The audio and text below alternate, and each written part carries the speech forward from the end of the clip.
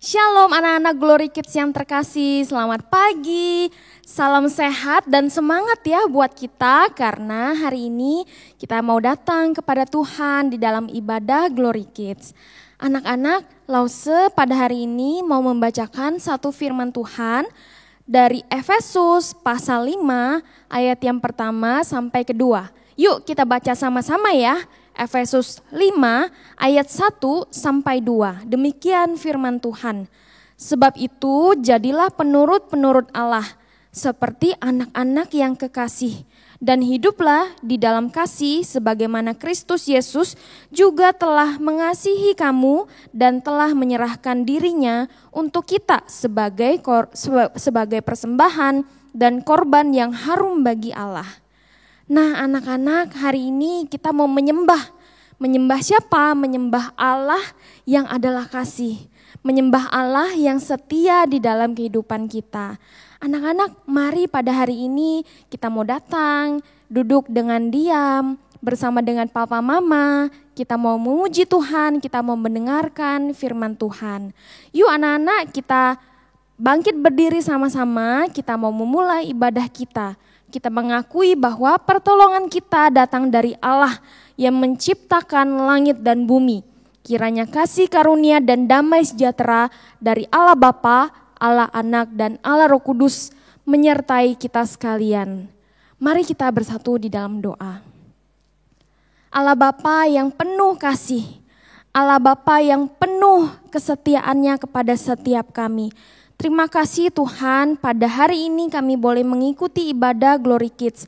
Tuhan, kami mohon kepada Tuhan ketika kami boleh ibadah Glory Kids walaupun secara online, berikan kami hati yang mau tunduk taat kepada Tuhan. Dan tolong ya Tuhan supaya ibadah kami boleh berjalan lancar hingga akhirnya. Tuhan juga yang boleh memberkati setiap peralatan yang kami gunakan, jaringan internet yang kami gunakan. Terima kasih Tuhan, semuanya ini hanya untuk kemuliaan nama Tuhan. Hanya di dalam nama Tuhan Yesus Kristus kami memulai ibadah kami. Amin. Selamat beribadah anak-anak.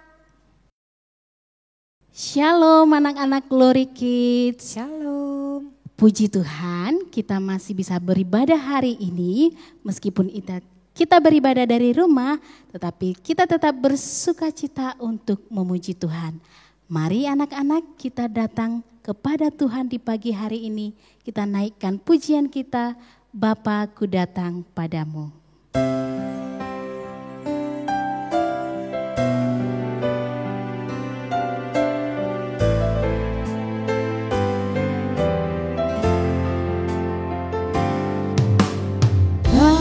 Aku datang padamu, naikkan ucapan syukur atas kasih anugerah-Mu yang indah setiap hari. Pagi hari, siang hari, sore dan malam hari, tak hentinya mengucap syukur atas kebaikan-Mu. Bapa ku datang padamu. Bapa-Ku datang padamu, naikkan ucapan syukur atas kasih anugerah-Mu yang indah setiap hari. Pagi hari, siang hari,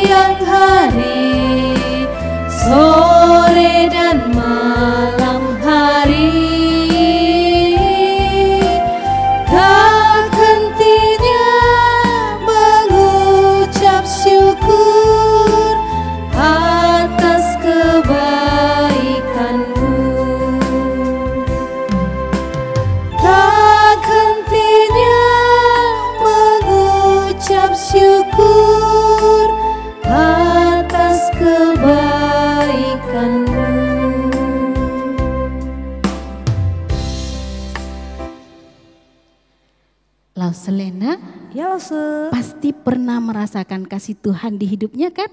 Oh pasti, kalau hari ini Lause bisa berdiri di sini, itu semua oleh karena kasih Tuhan dalam kehidupan Lauselena. Iya, kasih Tuhan itu lebih dalam dari laut, Ya. lebih tinggi dari langit, dan lebih indah dari pelangi. Mari kita naikkan pujian kita setinggi-tingginya langit. Anak-anak yang di rumah berdiri ya. Anak-anak boleh berdiri. Setinggi-tingginya langit, lebih tinggi kasih Yesusku.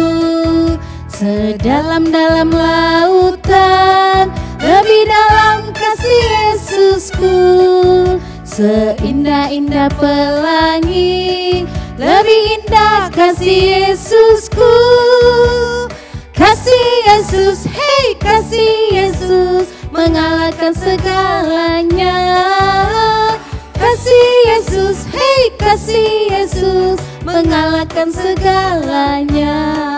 Setinggi-tingginya langit. Setinggi-tingginya langit, lebih tinggi kasih Yesusku. Sedalam-dalam lautan, lebih dalam kasih Yesusku. Seindah-indah pelangi, lebih indah kasih Yesusku. Kasih Yesus, hey kasih Yesus, mengalahkan segalanya.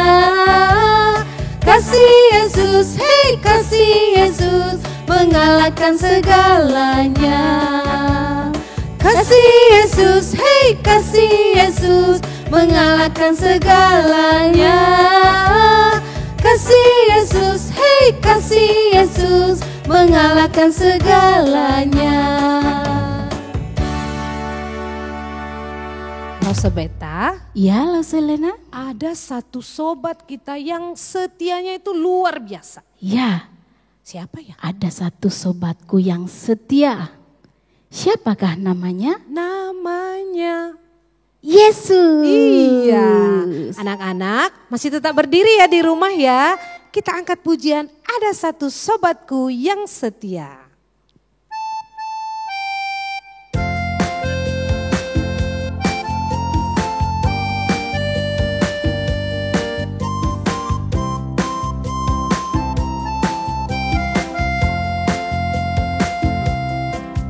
Ada satu sobatku yang setia, tak pernah ia tinggalkan diriku.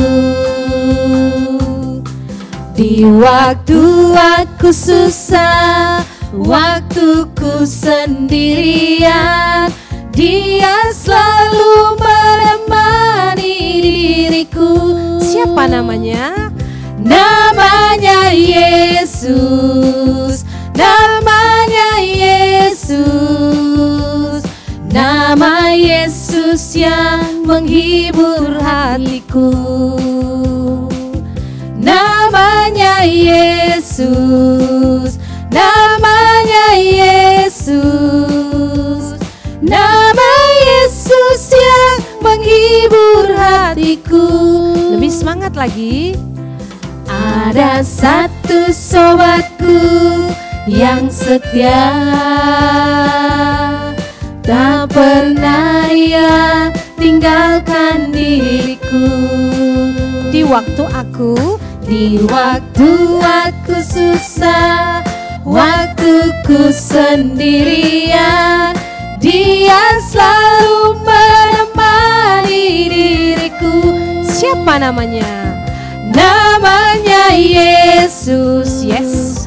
Namanya Yesus, nama Yesus yang menghibur hatiku. Katakan namanya Yesus. Namanya Yesus, namanya Yesus, nama Yesus yang menghibur hatiku.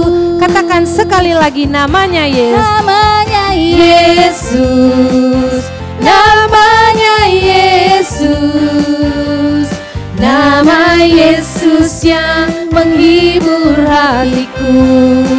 Namanya Yesus, Namanya Yesus, namanya Yesus, nama Yesus yang menghibur hatiku. Nama Yesus yang menghibur hatiku. Nama Yesus yang menghibur hatiku. anak-anak Glory Kids silakan duduk kembali. Kita mau mempersiapkan hati kita. Kita akan mendengarkan firman Tuhan. Kita akan angkat satu pujian karena kita mau mempersiapkan hati kita untuk mendengarkan firman Tuhan.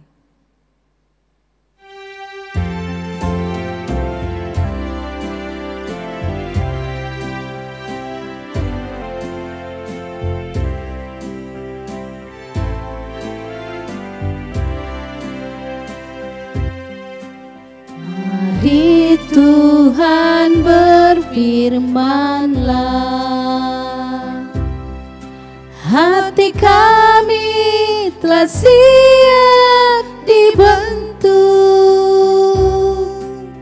Jadikan kami seperti Samuel kecil yang taat dengar-dengaran. Mari Tuhan berfirman-Lah, hati kami telah siap dibentuk. Jadikan kami seperti Samuel kecil yang taat dengar-dengaran. Mari Tuhan berfirman-Lah, hati kami telah siap dibentuk.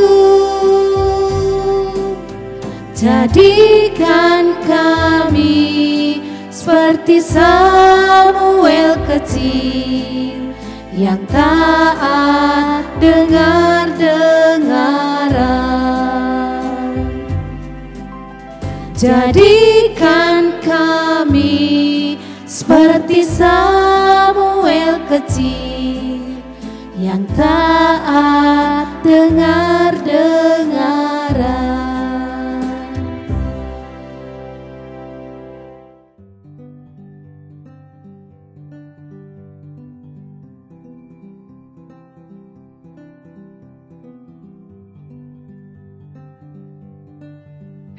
Semuanya, apa kabarnya hari ini? Pasti kalian semuanya luar biasa.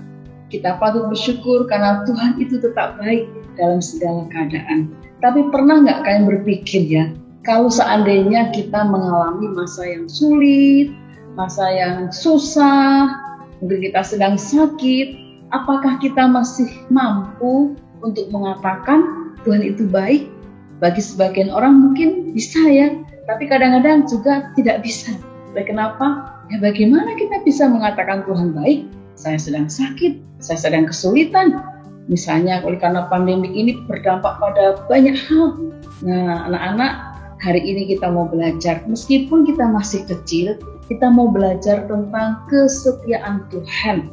Tapi sebelumnya, Los akan ajak kita akan berdoa terlebih dahulu. Ya, secara khusus kita berdoa bagi mereka yang sedang berjuang ya melawan COVID-19 agar di tengah kesulitan yang mereka hadapi mereka boleh tetap berharap kepada Tuhan. Ya kita berdoa.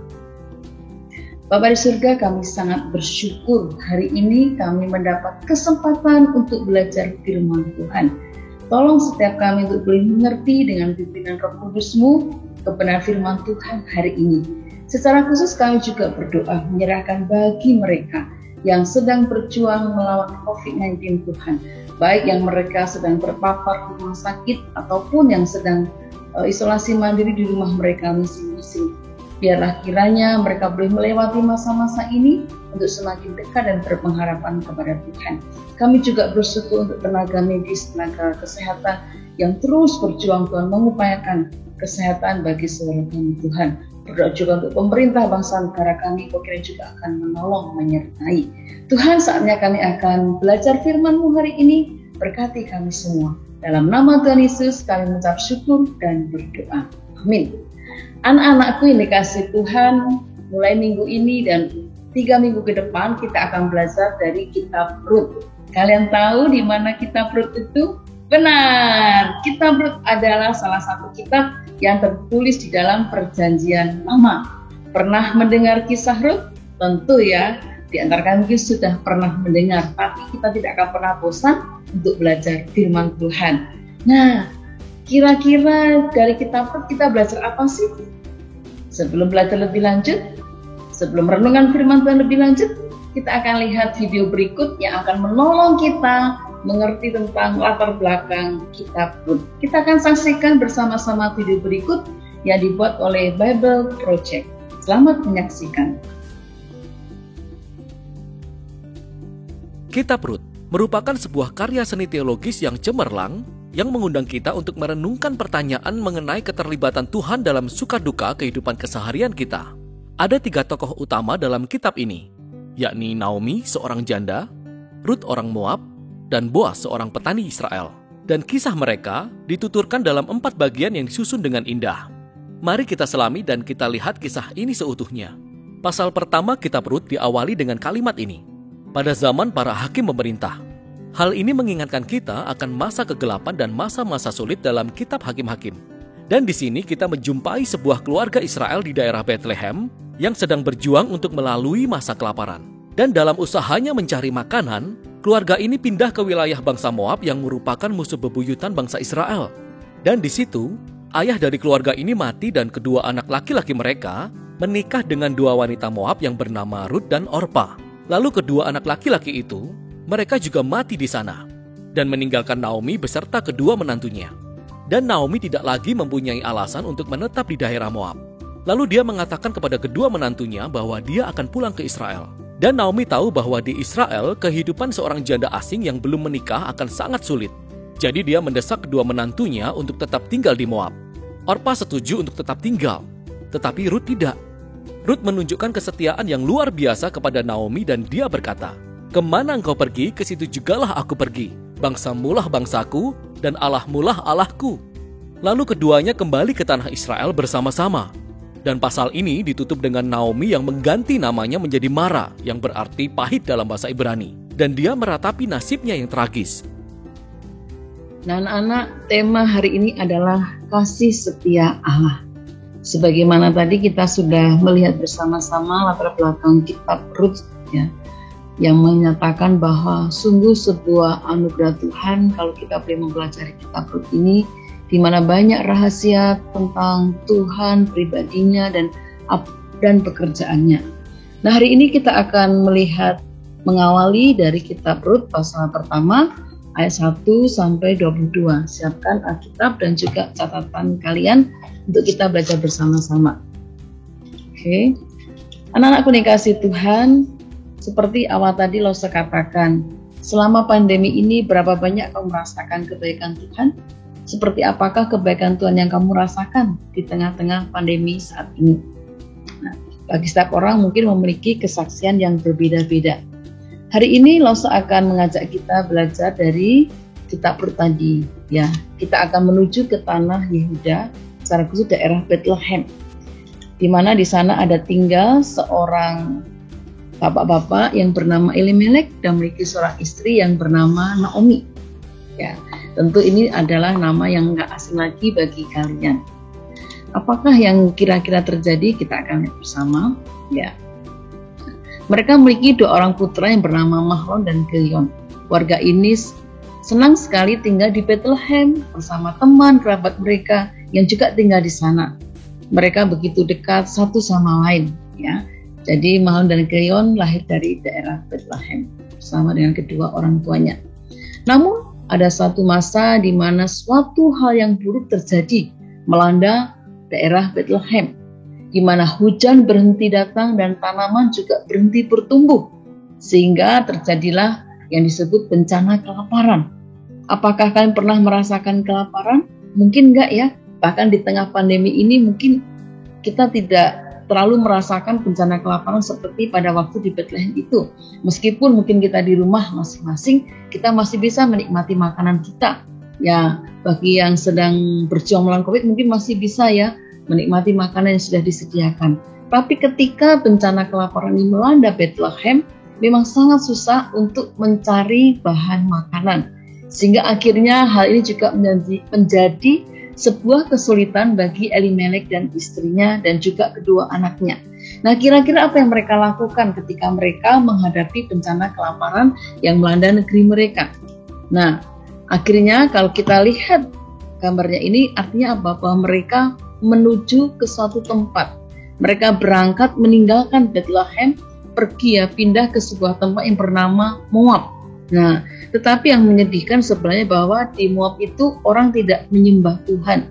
Mereka menyembah dewa-dewa lain. Tetapi Elimelek sebagai seorang kepala keluarga, dia sangat merasa bertanggung jawab terhadap kelangsungan hidup keluarganya. Sehingga akhirnya dia mengambil keputusan ini, meninggalkan Bethlehem dan menuju ke Moab. Nah, kira-kira apakah yang akan mereka alami selama di sana? Ya, ternyata tidak semudah, tidak seindah yang mereka dapati. Ketika mereka ada di Moab, ternyata ada sesuatu yang buruk juga yang menimpa mereka, yaitu bahwa Elimelek, kepala keluarga itu, mati dan meninggalkan Naomi dan kedua anaknya. Ini pasti bukan sebuah peristiwa yang ditunggu-tunggu. Mereka berharap ketika pindah ke Moab, mereka akan bersama-sama melewati bencana kelaparan yang di Bethlehem, dan akhirnya mereka bisa bersama-sama menikmati hidup bersama di Moab. Tapi ternyata Elimelek lebih dahulu meninggalkan mereka. Tentu ini menimbulkan kesedihan yang begitu mendalam kepada Naomi dan kedua anaknya, yaitu Mahlon dan Chilion. Nah, akhirnya Mahlon dan Chilion, putra daripada Naomi ini, menikahi gadis-gadis dari Moab.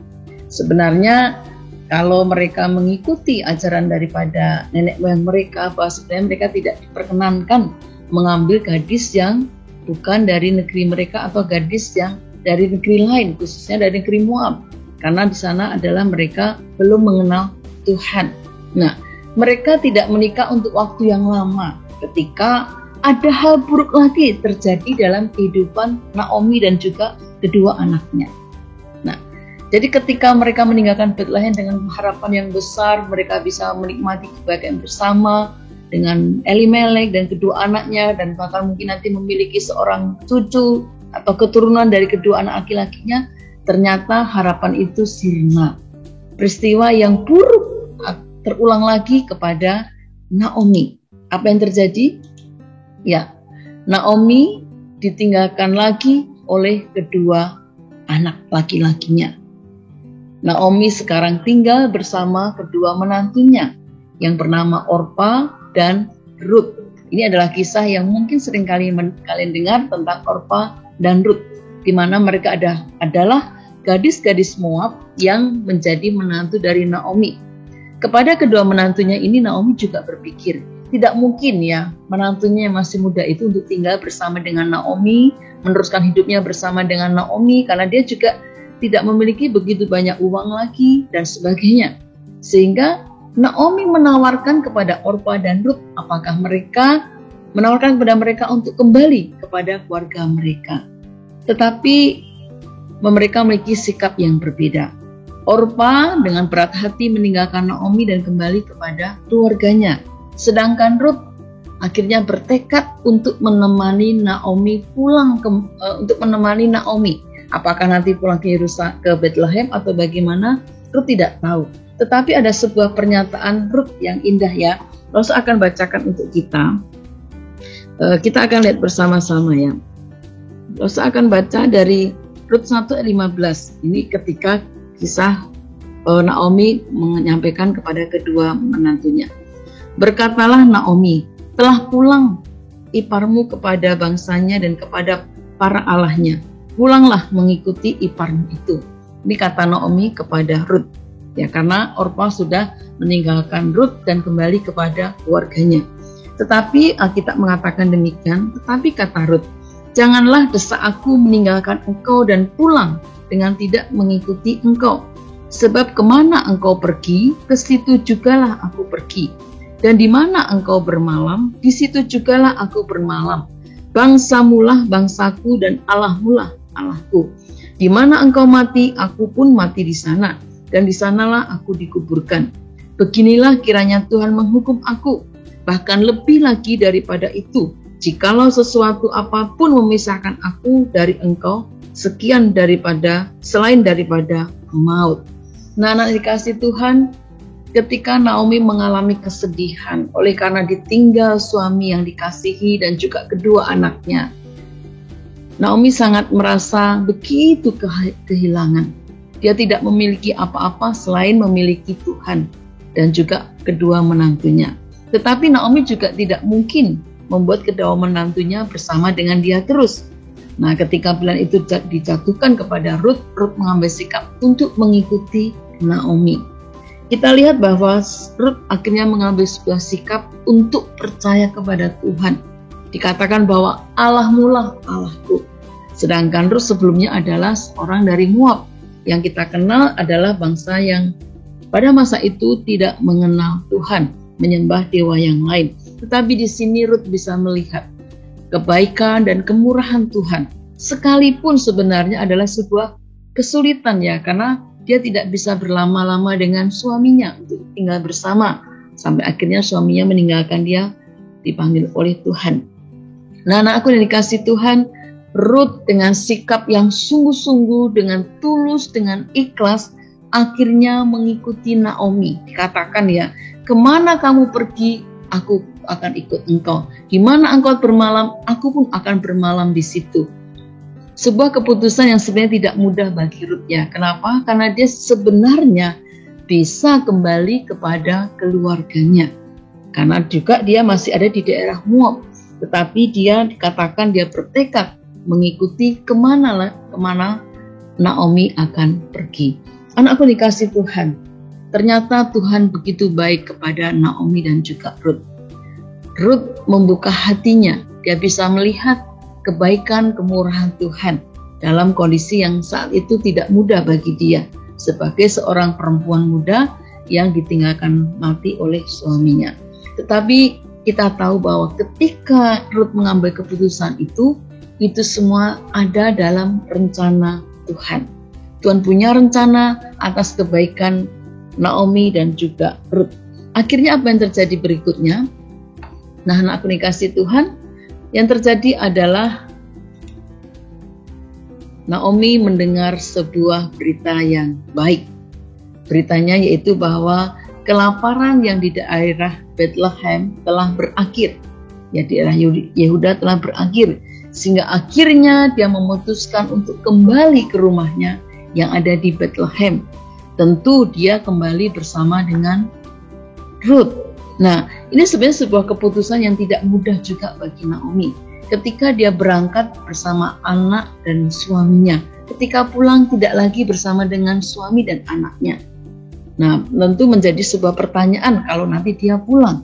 Harusnya orang yang pergi ke suatu tempat yang merantau dari daerah yang sebenarnya susah, pasti mereka berpengharapan kembali akan menjadi orang yang sukses, orang yang berhasil. Namun tidak demikian dengan yang terjadi kepada keluarga daripada Elimelek ini. Nah, tetapi Naomi yakin bahwa Tuhan adalah Allah yang menjaganya. Ya, sehingga akhirnya Naomi memutuskan untuk kembali ke Bethlehem.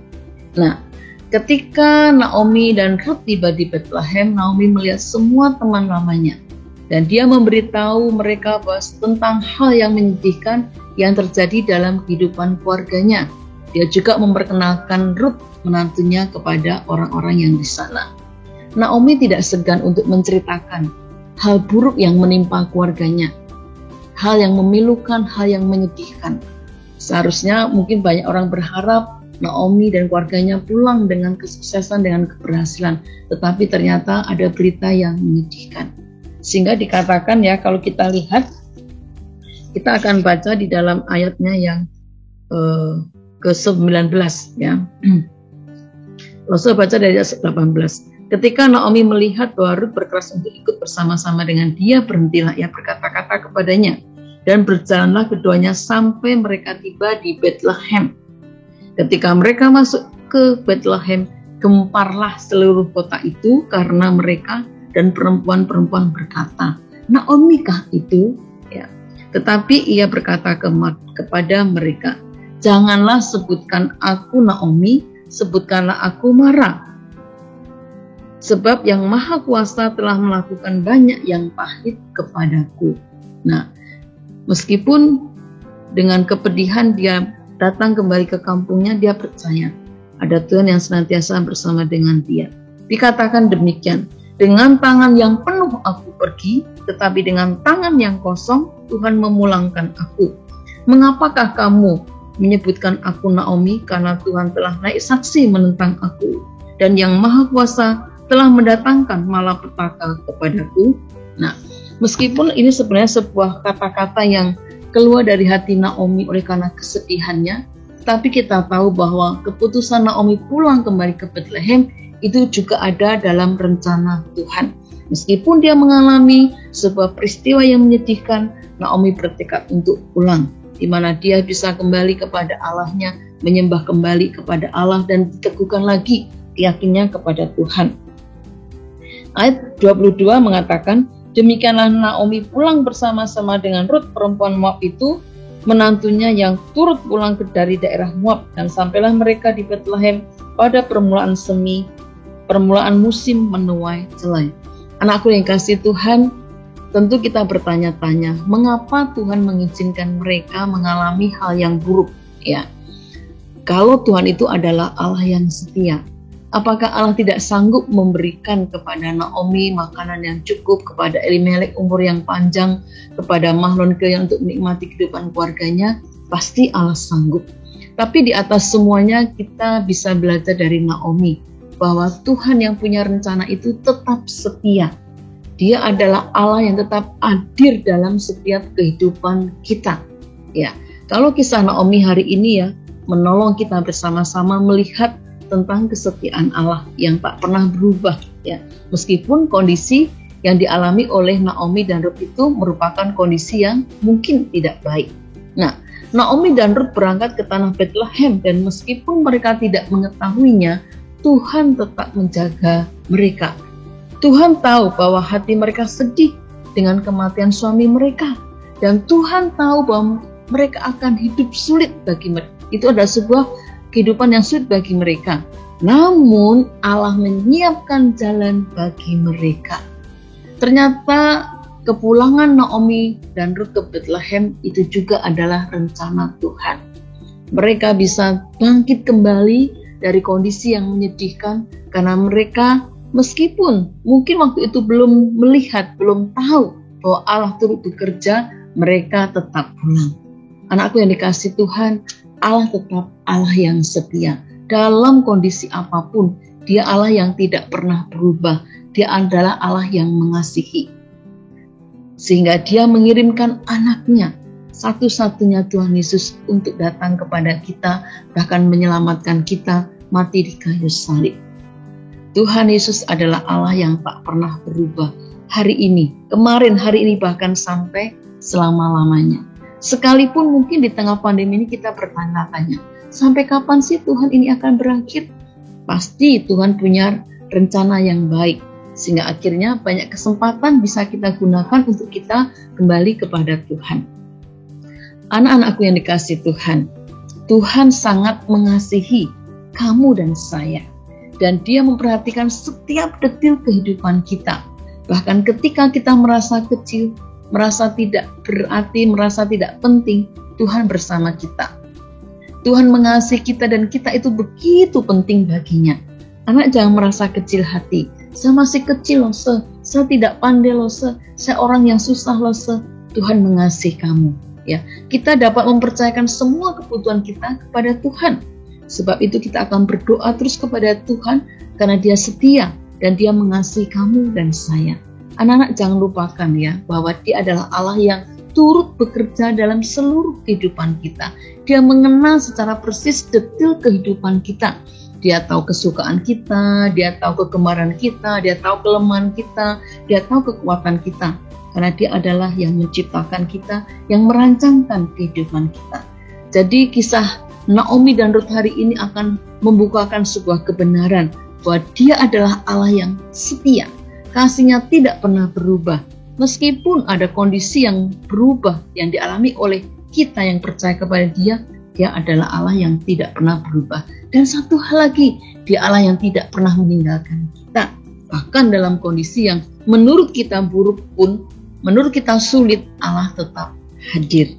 Nah, anak-anakku yang dikasihi Tuhan, untuk mengakhiri firman Tuhan hari ini, nanti setelah kita selesai sekolah minggu, tuliskanlah hal-hal baik maupun buruk yang sedang kamu alami.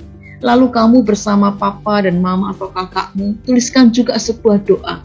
Mohon hikmat dari Tuhan. Untuk apa? Supaya kita diberi kemampuan bersyukur atas semua hal yang buruk sekalipun dan diberi kekuatan untuk melewati itu semua. Tuliskan di dalam selembar kertas, kalian boleh hias ya. Tuliskan, nanti kita akan melihat, kita akan menghitung. Sebenarnya lebih banyak hal baik yang Allah kerjakan daripada hal yang buruk yang kita alami. Jadi ketika kita sedang sesat, ketika sedang sedih, ketika putus asa, ketika sedang bosan, ketika sedang galau oleh karena pandemi ini, ingat, ada lebih banyak lagi kasih Tuhan dalam kehidupan kita. Dan kasih-Nya yang lebih besar itu adalah apa? Dinyatakan ketika Dia mati di kayu salib bagi kita. Itu sebuah karya yang tak pernah berubah, selalu dikembangkan dalam kehidupan kita. Untuk itu kita akan membaca sebuah ayat firman Tuhan yang menolong kita di dalam 2 Timotius 2 ayat 13 dikatakan, jika kita tidak setia, Dia tetap setia, karena Dia tidak dapat menyangkal dirinya. Lo seulang dan kalian boleh baca bersama-sama dari rumah. 2 Timotius 2 ayat 13, jika kita tidak setia, Dia tetap setia, karena Dia tidak dapat menyangkal dirinya. Anakku yang dikasihi Tuhan, camkan firman Tuhan ini, simpan dalam hati dan pikiran dan kehidupan kita, karena Dia adalah Allah yang setia. Mari kita akan berdoa. Kami bersyukur atas kemurahan dan kebaikan Tuhan dalam hidup kami. Tuhan, mampukan kami untuk kami boleh melihat Engkau adalah Allah yang setia dan tak pernah berubah dalam kehidupan kami. Kami serahkan masa-masa kami menghadapi pandemi COVID Tuhan yang belum berakhir. Kiranya di tengah masa-masa yang sulit ini kami tetap yakin dan percaya Engkau adalah Allah yang memelihara, mencukupkan segala kebutuhan kami, memberi kepada kami kekuatan, hikmat, dan kesehatan. Terima kasih, dalam nama Tuhan Yesus kami mengucap syukur dan berdoa. Amin. Anakku dikasihi Tuhan, selamat hari Minggu. Tuhan Yesus memberkati kita semua. Amin. Nah, anak-anak, kita sudah mendengarkan cerita firman Tuhan ya hari ini. Kita belajar dan kita melihat juga bahwa ada penyertaan Allah yang luar biasa bagi Naomi. Nah, kita akan lihat bagaimana Allah yang terus menyertai Naomi dan juga Ruth, Allah yang adalah setia. Dia juga setia di dalam kehidupan kita. Anak-anak, hari ini Lause juga mau menyapa nih teman-teman dan Lause-Lause yang berulang tahun di bulan Juli ini.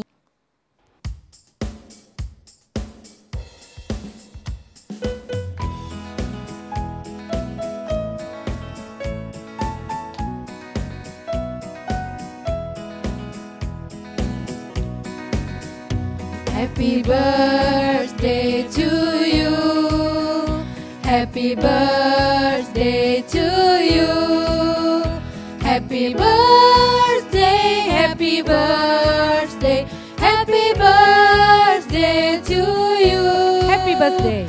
Happy birthday to you. Happy birthday to you. Happy birthday, happy birthday, happy birthday to you. Panjang umurnya. Panjang umurnya, sehat badannya, kuat imannya di